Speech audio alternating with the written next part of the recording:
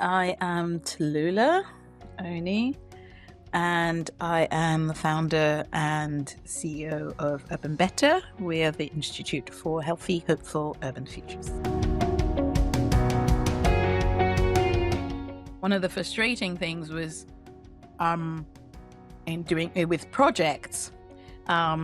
You start, you identify the people, you train them, they do citizen science work, they collect data. Beyond the data and beyond the research question, just at the point when people are building that sense of agency, getting that sense of like, okay, what do we do about this? The project ends. And then you wait another year and a half. If you're lucky, you start another project and you start the whole process over again. So I noticed that we're losing momentum. So for us, it was really important that it was something that was sustained, that was locally grounded, but that the model was replicable in different contexts.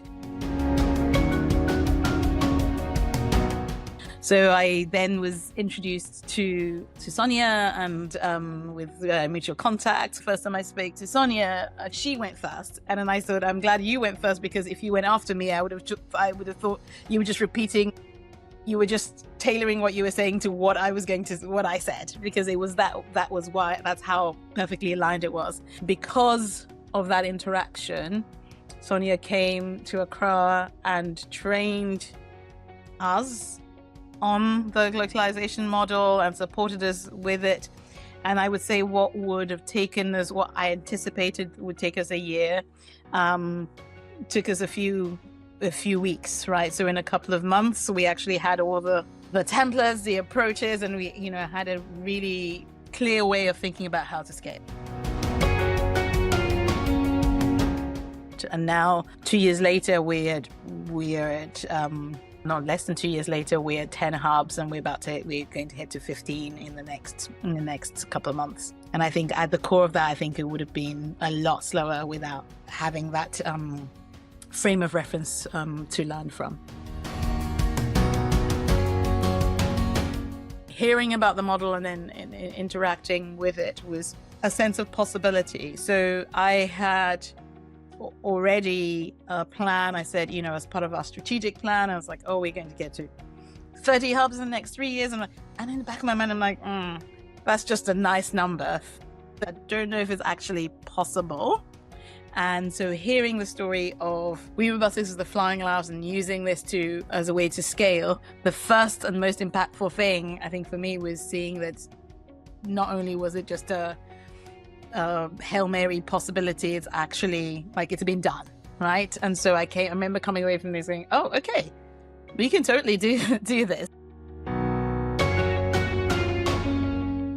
Without trying, because of the DNA, the partners in the local aspect of the global feel that sense of shared ownership, and to the point of not as a passive thing, but as an active thing. So I find myself, and I'm a disciple of what we do, but I find myself surprised of, I read about what our partners have done. I'm like, oh, wow, that's amazing. I never thought about I didn't think when I was thinking about it, and I came up with a precision advocacy model, and you've taken that and gone to, wow, that's amazing, So that's what I mean by shared ownership, not just in words, but in action, and in ways that actually accelerate the impact of the work.